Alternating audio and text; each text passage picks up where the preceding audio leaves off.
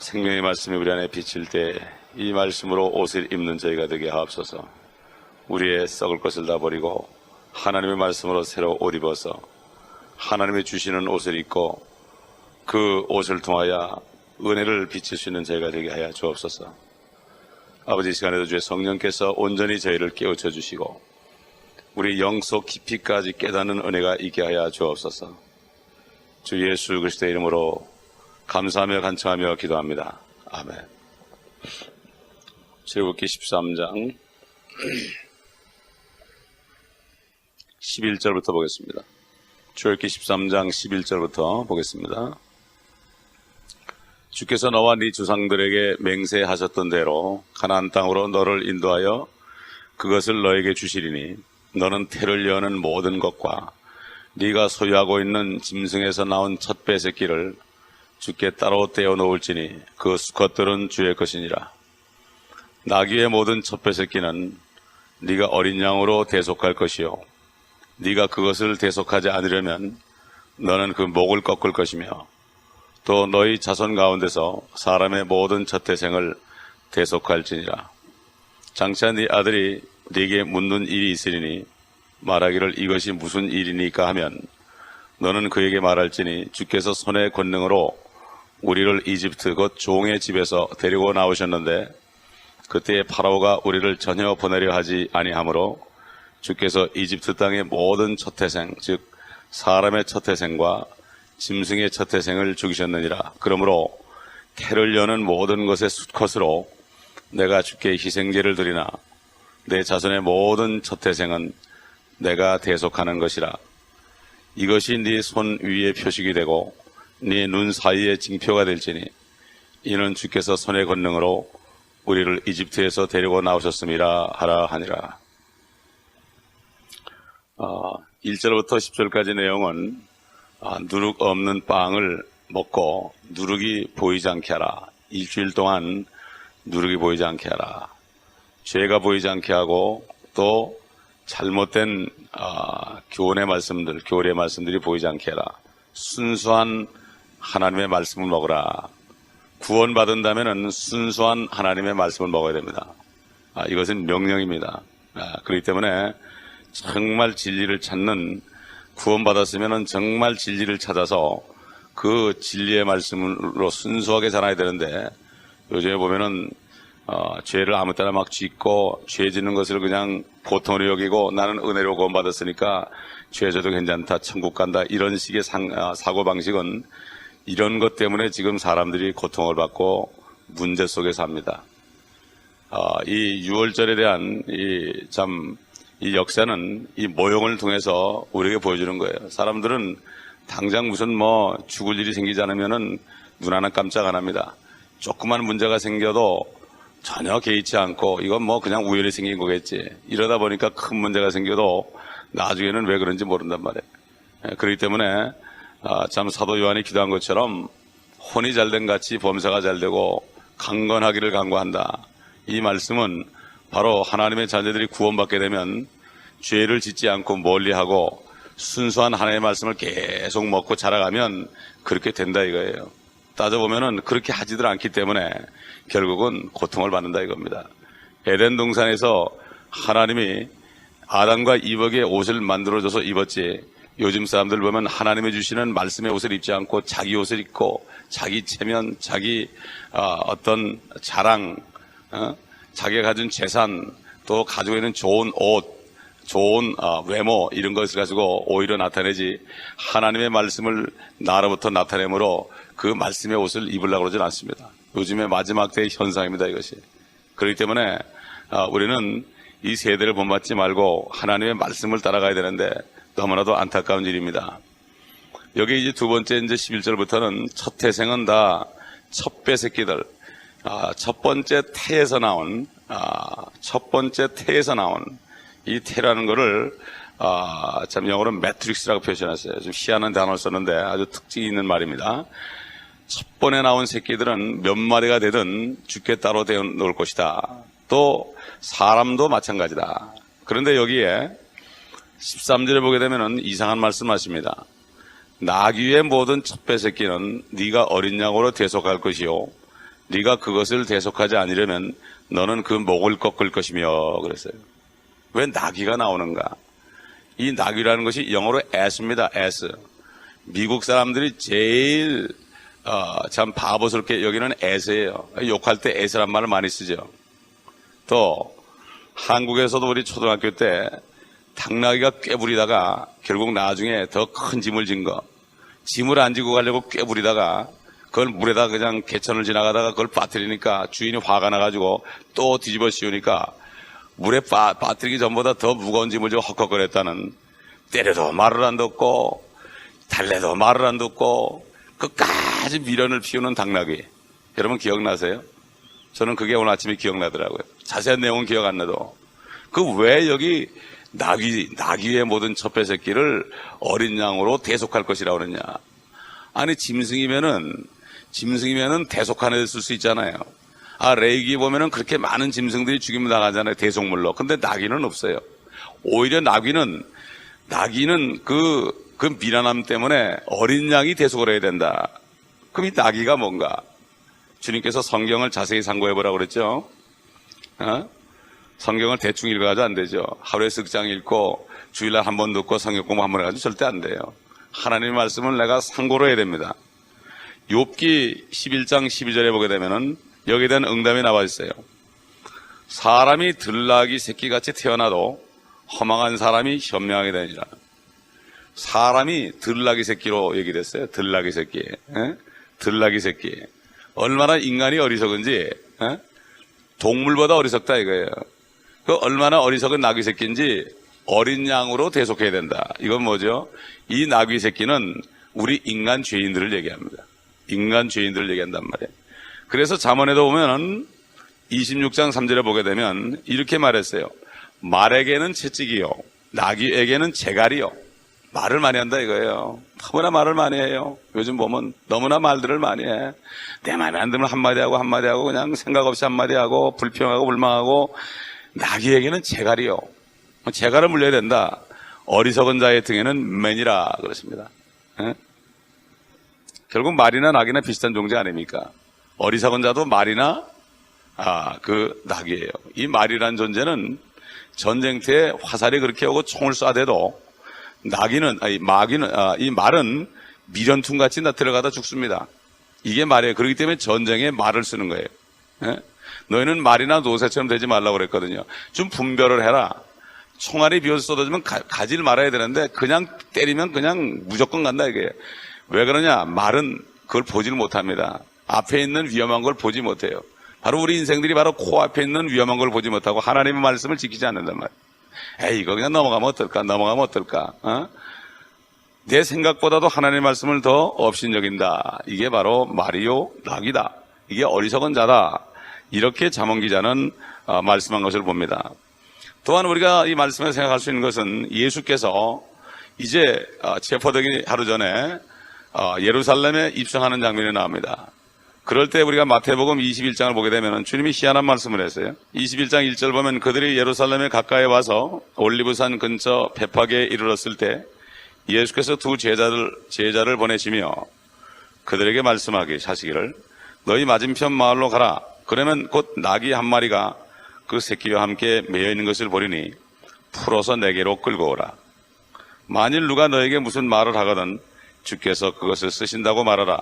그러면 그 사람이 즉시 보내리라 하시더라.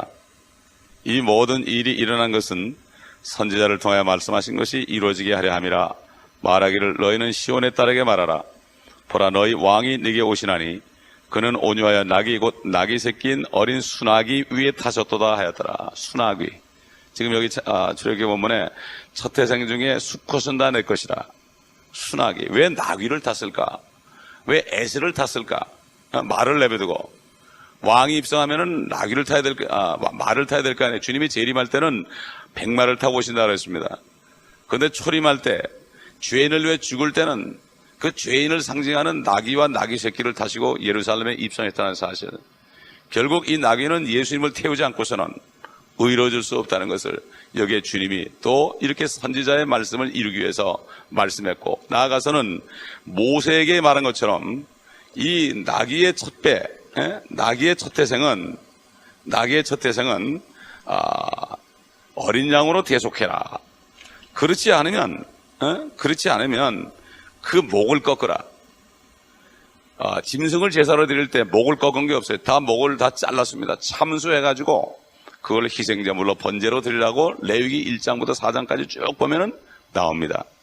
그런데 이 나귀는 대속하지 않은 목을 꺾어버려라. 쓸모가 없다 이런 얘기예요. 쓸모가 없다. 쓸모가 없다.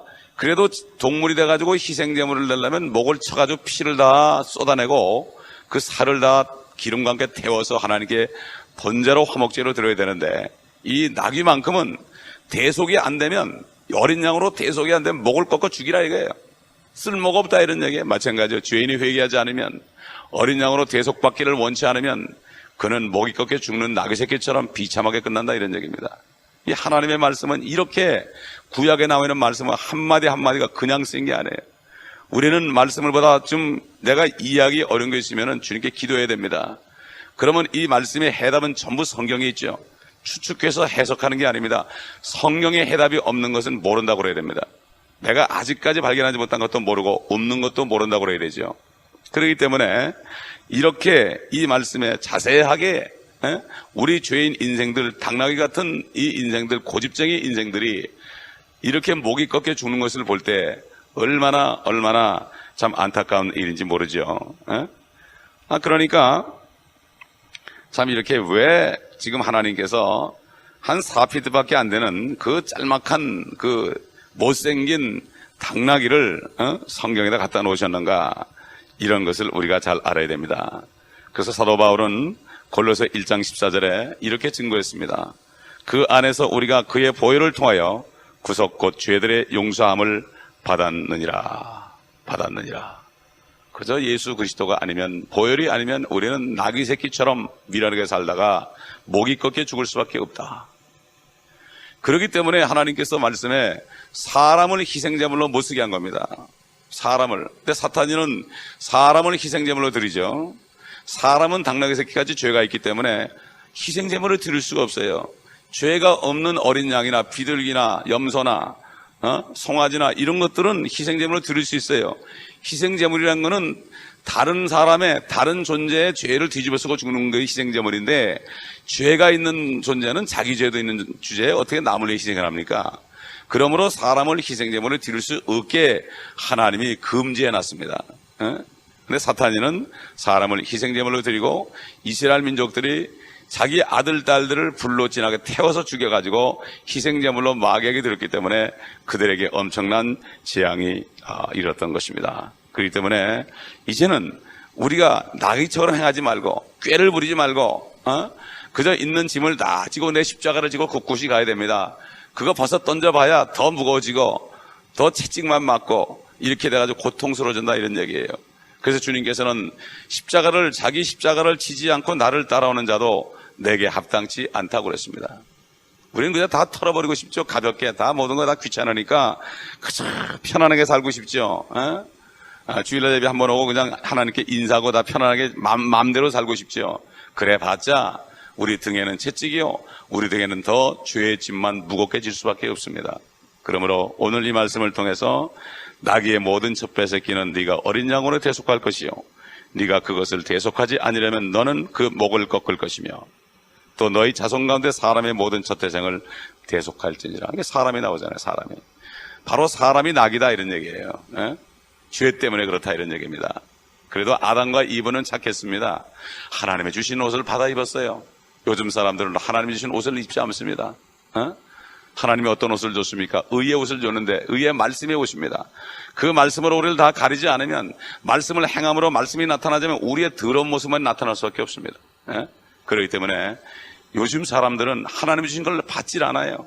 말씀의 옷을 받질 않고 내가 어떤 종교를 가지고, 내 신념을 가지고, 철학을 가지고, 학교에서 배운 지식을 가지고, 또는 어떤 사람은 자기 타이틀 가지고, 교회에서 목사를 가지고, 장로를 가지고, 전도사를 가지고, 이런 직분을 가지고, 또 집에 있는 재산을 가지고, 또 좋은 옷을 가지고 남에게 포장하고, 좋은 장식물을 가지고 남한테 포장하고, 좋은 직업을 가져가지고 사람들이 존경하는 직업을 받아서 그것에 옷을 입고 사람들에게 존경을 받으려고 하는 이러한 참 형편없는 때에 우리가 살고 있습니다.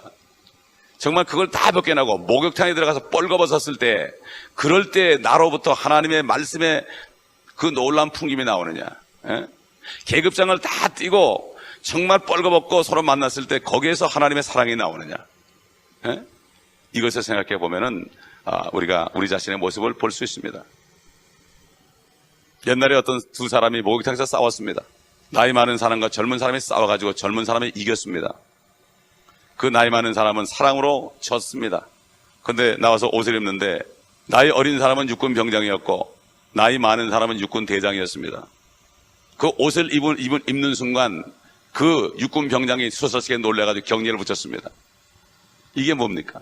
그 육군 대장은 비록 자기가 그런 세상적인 옷이 있었을지라도 그걸 무시하고 뻘거벗은 모양으로 사랑을 줬습니다. 그러나 육군 병장은 자기 젊음과 자기 이런 것들, 노인을 보고서 난 젊었다, 젊음의 옷을 입었다, 너는 늙어 쭈그러졌다, 거기서 그렇게 하다 결국 망신을 당한 겁니다. 마찬가지입니다.